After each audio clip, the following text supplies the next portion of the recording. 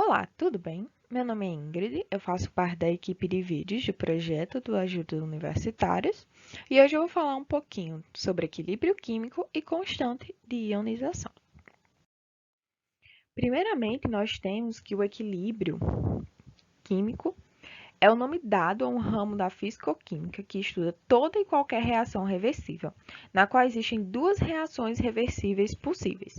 Uma direta, onde os reagentes transformam-se em produto, e uma inversa, onde os produtos transformam-se em reagentes. Essas duas equações possuem sempre a mesma velocidade, ok? Aqui nós temos a direta e aqui nós temos a inversa. Toda reação química ela possui uma velocidade e no caso das reações reversíveis, a reação direta sempre tem a sua, enquanto a indireta tem a dela. O processo ele só entra no equilíbrio químico quando as duas velocidades tornam-se absolutamente iguais. As condições para ocorrer o equilíbrio químico são: se a reação for reversível, quando a velocidade da reação direta for igual à da reação inversa, e se a reação ocorre em ambiente fechado, por exemplo, no caso dos gases. Nós temos aqui um exemplo de reação reversível entre o gás iodo e o gás oxigênio. Nessa reação, nós temos que, no início da reação, a quantidade de reagentes, ok, é maior do que a de produtos. No exato momento em que os reagentes reagem entre si, eles diminuem a sua concentração e aumentam a dos produtos formados. A taxa de desenvolvimento da reação direta também vai diminuindo. À medida que a concentração dos produtos vai aumentando, a reação inversa tem início e os reagentes são novamente formados. A taxa de desenvolvimento da reação inversa vai aumentando também. Ao atingir o equilíbrio químico, a temperatura é constante. As taxas de desenvolvimento das reações direta e inversa se igualam.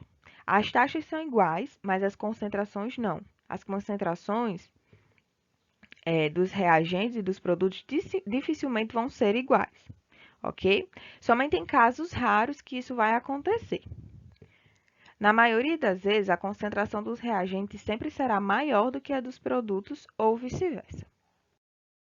Desse modo, nós temos que é possível representar de três formas os gráficos e as taxas de desenvolvimento das reações direta e inversa, relacionando as concentrações do reagente com os produtos. Primeiro, nós temos gráficos de concentrações iguais, que é esse gráfico aqui, ok? A partir desse gráfico, nós temos que, no instante t, que é esse daqui, ok? As reações diretas e inversas se igualam. E, nesse caso, as concentrações dos reagentes e dos produtos são a mesma. Assim, o equilíbrio não está se deslocando para nenhum lado.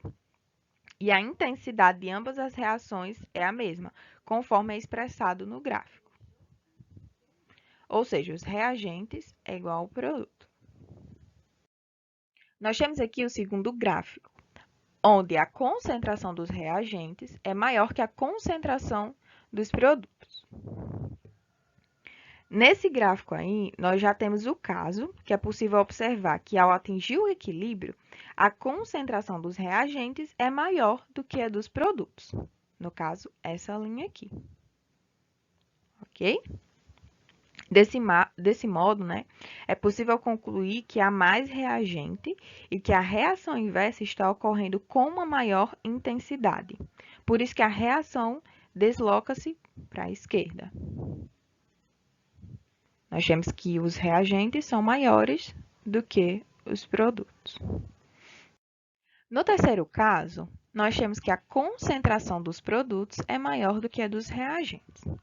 Visto que o equilíbrio da concentração dos produtos é maior, isso vai significar que a reação está deslocada para a direita, porque a reação direta, a que forma os produtos, ocorre com maior intensidade, ok? Como é visto aqui, ó.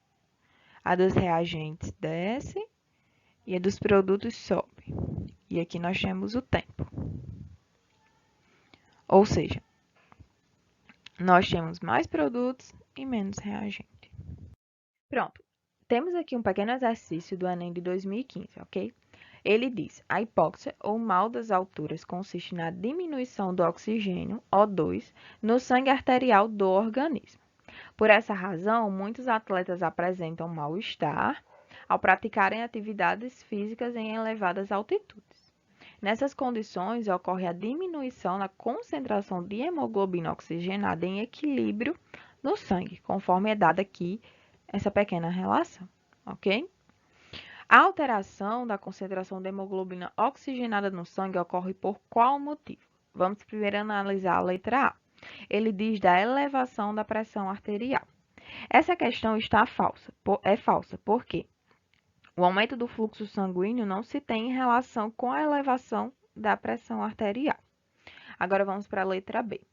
Do aumento da temperatura corporal. Também é falso. Por quê? A temperatura do corpo ele não traz nenhum tipo de alteração ao equilíbrio fornecido. Vamos para a letra C. Da redução da temperatura do ambiente. Também é falsa. O motivo é que a temperatura, como já foi dito, não traz nenhum tipo de alteração ao equilíbrio fornecido. Nós temos aqui a letra D, da queda de pressão parcial do oxigênio.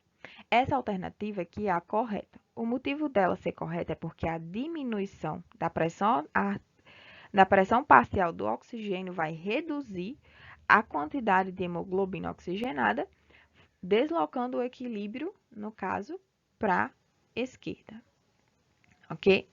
A letra E estaria errada também, pelo motivo de que a queda do número de hemácias fará cair tanto o número de hemoglobinas quanto o número de hemoglobinas oxigenadas, tá bom? Então, a letra correta é a letra D. Pronto, agora a gente vai falar um pouquinho sobre constante de ionização. A constante de ionização, KI, é uma grandeza matemática utilizada para referir-se a um equilíbrio iônico. O equilíbrio iônico, ok? Ele é o estudo do equilíbrio químico dos ácidos e das bases em soluções aquosas, além de moléculas não ionizadas, que é obtido a partir da dissociação e da ionização. O que seria a ionização? A ionização é quando um ácido, uma substância molecular que apresenta hidrogênios ionizáveis, é dissolvida em água e então temos a produção de dois íons, um cátion hidrônio, ok? E um ânion qualquer. Dessa forma, ocorre a formação do equilíbrio reversível de ionização. Nós temos também a dissociação. A dissociação é quando uma base ela se dissolve em água e temos a liberação de um cátion de metal e de um ânion. E é assim que se estabelece a reversão, o equilíbrio de reversão na dissociação. Pronto. Aqui nós temos a equação de ionização de um ácido. Aqui nós temos o hidrogênio, um elemento qualquer que é representado por X, e a água. Quando ele se ioniza, é formado o cátion de hidrônio, que é representado na parte direita, ok? E nós temos o ânion qualquer, que aqui é representado pela letra X. Já na dissociação, na equação de dissociação de base, nós temos um elemento qualquer, temos também o hidróxido e a água. Quando ele se dissocia, o hidróxido ele vai se tornar o ânion e o elemento qualquer vai se tornar o cátion, tá bom? Pronto, agora a gente vai falar um pouquinho sobre a expressão da constante de equilíbrio, Kc. Ou seja, essa constante é quando há uma ionização ou dissociação e aí podemos determinar, a partir da expressão de Kc, a constante de equilíbrio da reação. A constante Kc é representada, a equação, pela multiplicação dos produtos dividido pela multiplicação dos reagentes. Nós temos aqui o exemplo da amônia. Aqui nós temos o nitrogênio e aqui o oxigênio. E aqui nós temos a amônia. Para determinar a constante de equilíbrio dessa equação, o Kc, nós vamos dividir a amônia, que foi formada, ok? Sobre os reagentes. E os reagentes se multiplicam. Se tivesse mais alguma outra coisa aqui na equação, a gente ia multiplicar. No caso aqui dos produtos, multiplicava também. E a partir disso, nós temos o resultado. Pronto, agora a gente vai falar um pouquinho sobre a expressão de constante de ionização, Ki. Na constante de ionização, a água, que é o solvente, que é presente na ionização e na dissociação, ela é a nossa constante. Ou seja, a gente não vai utilizar ela nos cálculos, pois ela só é o meio de ionização e dissociação. Nós temos aqui um exemplo de ácido. Nesse caso aqui, ocorreu a ionização e para calcular a constante, nós vamos ter primeiro que o hidrogênio, ele perdeu elétrons, ok? Se tornou positivamente carregado e agora é um cátion. Enquanto o X, que é um elemento qualquer, ganhou os elétrons, ficou carregado de forma negativa e agora é um mânio. A representação para a constante de ionização é igual ao Kc, a multiplicação dos produtos sobre a multiplicação dos reagentes. É convencionalmente representado por Ka, constante no caso de ionização dos ácidos, ou somente Ki. Nós vamos ter que o Y é a quantidade de hidrônios produzidos na ionização. Para a base, nós temos que o Y ele vai ficar positivo, ele vai se tornar um cátion, porque ele vai doar os elétrons dele, certo? Para o hidróxido, ok? E o hidróxido ele vai ficar carregado negativamente e vai se tornar um ânion. A representação da constante da base é os produtos sobre os reagentes. Nós podemos representar tanto por Ki como Kb, que seria constante na base, tá bom? E nós temos que o X, ok, é a quantidade de hidroxilas liberadas na dissociação. Pronto, nós vamos falar agora um pouquinho sobre a interpretação para a constante de ionização. Nesse caso, nós vamos ter que o valor da constante de ionização é utilizado para classificar tanto um ácido quanto uma base em relação à sua força. Para os ácidos, nós temos que a relação com a força, eles são classificados em fortes, moderados ou fracos. O ácido forte é aquele que ioniza-se muito, já o fraco é o que ioniza-se pouco, ok?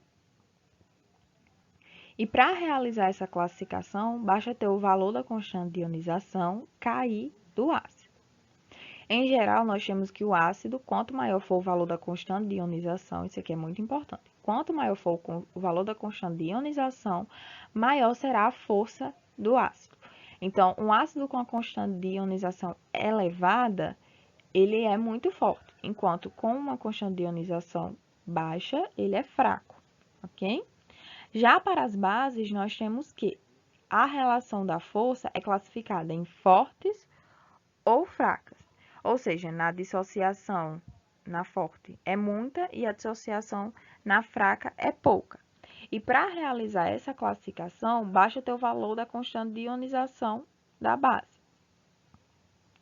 Geralmente, quanto for maior o valor da constante de ionização, maior será a força da base. Assim, os valores de Ki, de bases diferentes, são importantes para avaliar e comparar as forças de ionização da base, ok?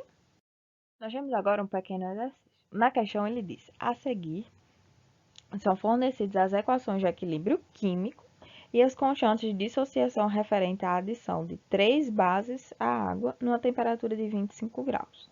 Nós temos aqui o hidróxido de sódio, o hidróxido de cálcio e o hidróxido de alumínio. Aí são feitas as seguintes afirmações. Primeiro, ele diz que o hidróxido de sódio é maior, apresenta uma maior dissociação. Na segunda afirmação, ele diz que o hidróxido de cálcio é uma base mais forte do que o hidróxido de sódio. Na terceira afirmação, ele diz que a ordem de basicidade dessas substâncias é o hidróxido de sódio, que é maior do que o hidróxido de cálcio, que é maior do que o hidróxido de alumínio. E na última afirmação, ele diz que o hidróxido de alumínio ele possui uma maior tendência em liberar o hidróxido do que o hidróxido de cálcio. E aí ele pergunta qual das alternativas aqui é a correta. Analisando questão por questão, nós temos que, na primeira questão, é verdadeiro. O hidróxido de sódio, ele apresenta uma constante de dissociação, que é a maior constante de dissociação da equação. Na segunda alternativa, sobre o hidróxido de cálcio, que ele afirma que é uma base mais forte que o hidróxido de sódio, é falso, porque o hidróxido de cálcio ele não é uma base mais forte do que o hidróxido de sódio pela questão da constante de dissociação, que é menor. A terceira afirmação, que diz que a ordem de basicidade para as substâncias é hidróxido de sódio maior do que hidróxido de cálcio, maior do que hidróxido de alumínio, é verdadeiro, pois o hidróxido de sódio apresenta a maior constante de dissociação, por isso é a mais forte, e a de alumínio vai representar a menor constante de dissociação, pois é a mais fraca. E na última afirmação, ele diz que o hidróxido de alumínio possui uma tendência a liberar mais íons do que o hidróxido de cálcio. É falso também, pois o hidróxido de alumínio ele possui a constante de dissociação menor que o hidróxido de cálcio. Logo, ele vai apresentar uma capacidade menor de liberar íons. Então, como a alternativa 1 e a alternativa 3 são as verdadeiras, nós temos que a resposta é a letra E. Eu agradeço pela presença de todos, eu espero que vocês tenham um bom estudo e um bom dia.